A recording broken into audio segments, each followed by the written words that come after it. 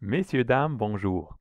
Aujourd'hui, je vais vous présenter une courte introduction de la période du Moyen Âge, puisque c'est à cette époque que va naître la littérature française, qui elle-même sera à la source de la littérature québécoise.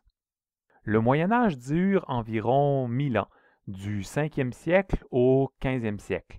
Les dates de début et de fin varient évidemment, comme vous l'avez vu dans un vidéo précédent. Mais le Moyen Âge commence avec la fin de la période précédente, c'est-à-dire avec la fin de l'Antiquité. Et à ce moment-là, on parle de l'Empire romain. En 150 après Jésus-Christ, l'Empire romain couvre une bonne partie de l'Europe et tout le nord de l'Afrique. Mais en 395, l'Empire étant devenu tellement difficile à administrer, on décide de le couper en deux et de créer l'Empire romain d'Occident, donc de l'Ouest, et l'Empire romain d'Orient à l'Est. Or, en 476, l'Empire romain d'Occident va tomber aux mains de ceux qu'on va appeler les barbares, et il ne subsistera que l'Empire romain d'Orient. À partir de ce moment-là commence le Moyen Âge. En anglais, on appelle cette époque aussi the Dark Ages, parce que si l'on n'entre pas dans les nuances, on va dire qu'à ce moment-là, pour 1000 ans, toutes les connaissances des Grecs et des Romains, donc de l'Antiquité, vont avoir été perdues jusqu'à ce qu'on les redécouvre avec la période de la Renaissance. L'époque du Moyen Âge est régie par un nouveau système politique. Ce n'est plus un empire, c'est plutôt un système qu'on va nommer la vassalité, ou un peu plus tard, vers le 10e siècle, la féodalité.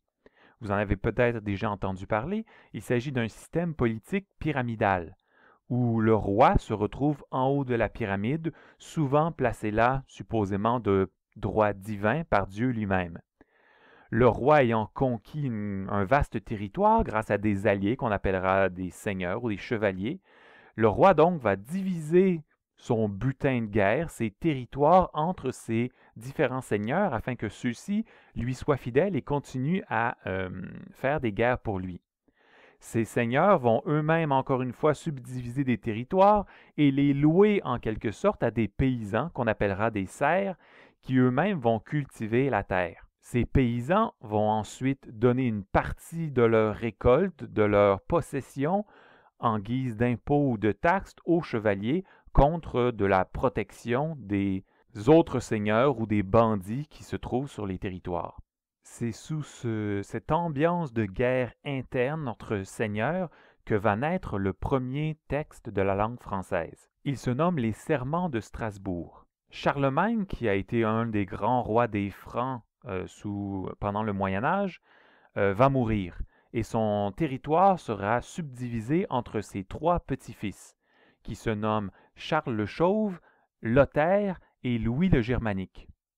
Ceux-ci vont évidemment ne pas s'entendre, et deux des frères que vous voyez ici, Charles le Chauve et Louis le Germanique, vont décider de signer un traité entre eux contre leur troisième frère. Et étant donné qu'ils veulent que ce traité soit compris de tous, à ce moment-là, tous les textes officiels sont encore écrits en latin, ce qui n'est pas la langue du peuple. Ils vont décider de faire traduire les serments en question afin que tous les habitants de leur territoire respectif puissent comprendre ce qui s'y dit.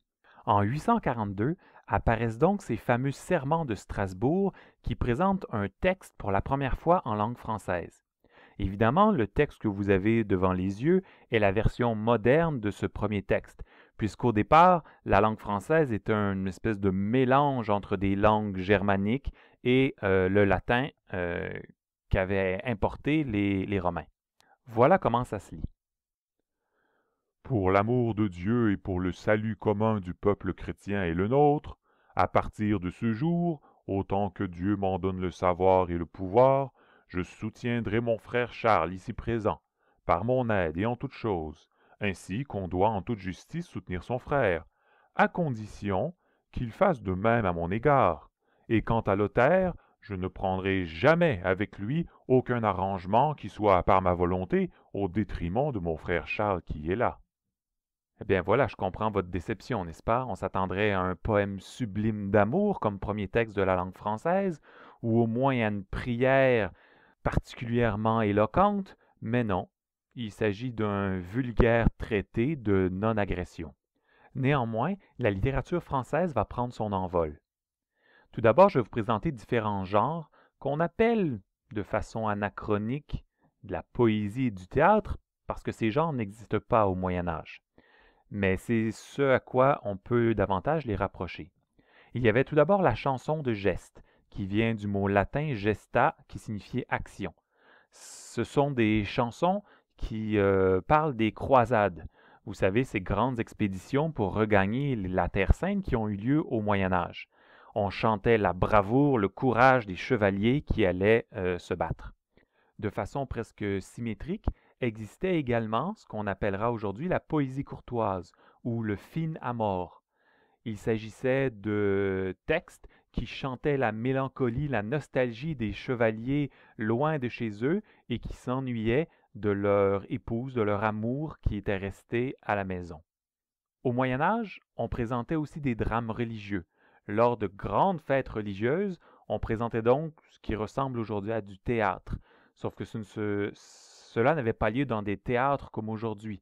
On se promenait dans la ville à différents endroits, ce qu'on appelait des stations, et l'on rejouait la vie des saints, de la Vierge ou de Jésus. Et on choisissait des lieux, par exemple la forge qui représentait l'enfer dans laquelle on jouait une scène. Et ensuite on allait déclamer d'autres vers ailleurs devant l'église, le paradis par exemple. Et ces pièces pouvaient durer plusieurs jours parce qu'elles contenaient des dizaines et des dizaines de milliers de vers. Enfin, un autre genre qui aura des échos jusqu'en Nouvelle-France est lié à ce qu'on pourrait appeler la littérature populaire, qui comprenait au Moyen Âge des farces, des sottis et des chansons. Vous comprendrez que c'était l'équivalent des comédies d'aujourd'hui. Au Moyen Âge, on appréciait beaucoup ce qu'on appelle le scatologique. Le scatologique, c'est ce qui est lié au pipi, au caca, au rot, au sexe, à ce qui est sale. Vous pouvez les trouver un peu immatures, mais devant le succès aujourd'hui de séries télévisées comme South Park ou comme les Simpsons, où l'on traite de ce genre de sujets, on se rend compte que les gens du Moyen Âge n'étaient pas vraiment différents de nous. Une dernière manifestation littéraire, si on peut dire, ou du moins culturelle, nous est présentée par Victor Hugo dans son roman Notre-Dame de Paris. Dans Notre-Dame de Paris, il existait au Moyen Âge l'ancêtre de Star Academy ou de American Idol. Ce que l'on faisait lors d'une fête qu'on appelait la fête des fous, c'était placer un grand panneau de bois dans lequel on laissait un espace, un trou pour la tête. Les gens faisaient la file, ceux qui voulaient participer, centraient la tête dans le trou, faisaient la plus horrible des grimaces, et selon les applaudissements, on pouvait élire le pape des fous, qui cette journée-là serait considéré comme le suzerain, le roi de l'époque, pour la durée du carnaval. Dans Notre-Dame de Paris, Victor Hugo présente Quasimodo le bossu défiguré qui participe au concours, met sa tête dans le trou, ne fait aucune grimace et gagne de façon incroyable ce concours. Au Moyen Âge, existe aussi ce qu'on appellera aujourd'hui des contes ou des romans, même si encore une fois ces termes sont anachroniques. Un premier exemple s'intitule le roman de renard. Et remarquez tout de suite le T sur le mot renard, j'y reviendrai. Le roman de renard présente la société du Moyen Âge, mais de façon allégorique. C'est-à-dire que chacun des personnages dans l'histoire est représenté par un animal qui représente un type de la société. Renard représente le paysan dans l'histoire. Le noble ou le seigneur est représenté par Isengrin, le loup. Le roi est un lion, évidemment. Et le clergé, donc les prêtres, sont présentés par le coq qui se nomme Chanteclair.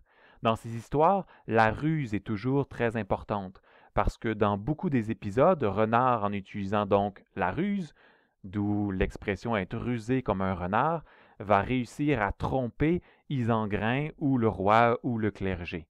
La raison pour laquelle renard s'écrit avec un T, c'est qu'à cette époque, le mot renard comme on le connaît aujourd'hui n'existe pas.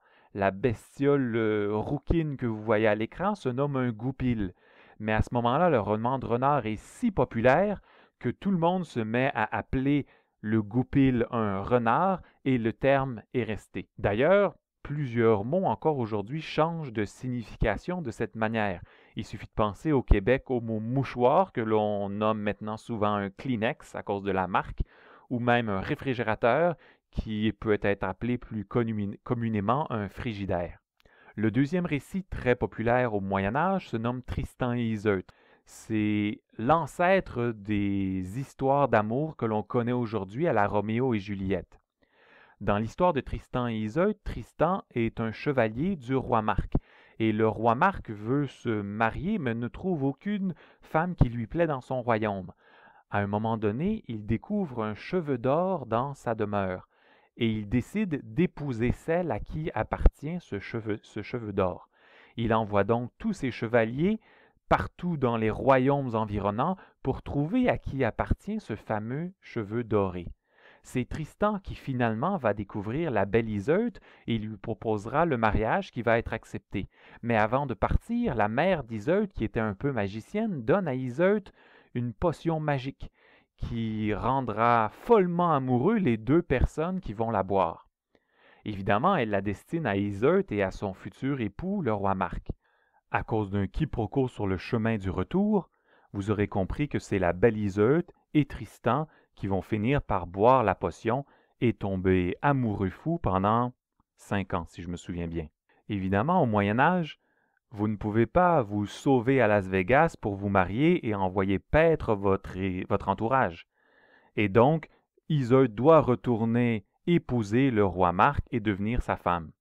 La plupart des épisodes qui vont suivre cet incident initial vont présenter les astuces que vont utiliser les deux amoureux pour se rencontrer malgré la présence du roi Marc.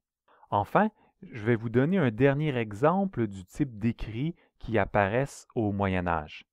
Si vous connaissez aujourd'hui Le Seigneur des Anneaux ou le jeu vidéo assez populaire World of Warcraft, eh bien vous les devez à un auteur du Moyen Âge qui se nommait Chrétien de Troyes.